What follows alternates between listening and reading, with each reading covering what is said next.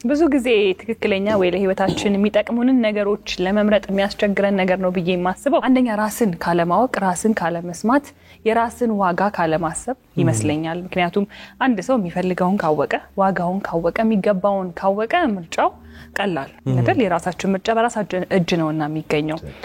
ብዙ ጊዜ ህይወት ሁሉንም ነገር ሰጥታናለች እኛ መርጠን የምንጓዝበት የምንሄድበት መንገድ ግን ያ የምንፈልገውን ወይ መሆን የምንፈልገውን ማንነት ይሰጠናል ጥሩ ነገር ለማግኘት ሁሉ ጊዜ አልጋ ባልጋ አይደለም መንገዱ አስቸጋሪ ቀኖችን ማለፍ ያስፈልጋል የምንወዳቸውን ነገሮች መተው ያስፈልጋል ለዛ ደግሞ ቆራጥ ውሳኔ ማስፈልጋጊ ይመስለኛል ምን ትወዳለህ ምን ትፈልጋለህ ራሴም ስባል ማልፈልጋቸውን ነገሮች ነው መዘርዘረው እና ያ ማንፈልጋቸውን ነገሮች መዘርዘራችን ምን ፈልገውን ያወቅን ነው የሚመስለው እና ሉላ እንዳለችው በግልጽ ምን ፈልገውን ነገር ማስቀመጥ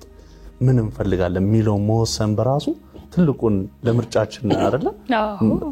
መልካም ምርጫዎች እንድንመርጥ ኦር ምርጫችን እንድናስተካክል ይረዳናል በያስባለሁ ምርጫችን ላይ በህይወታችን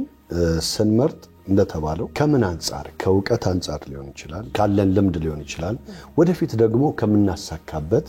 ከምንመታው ግብ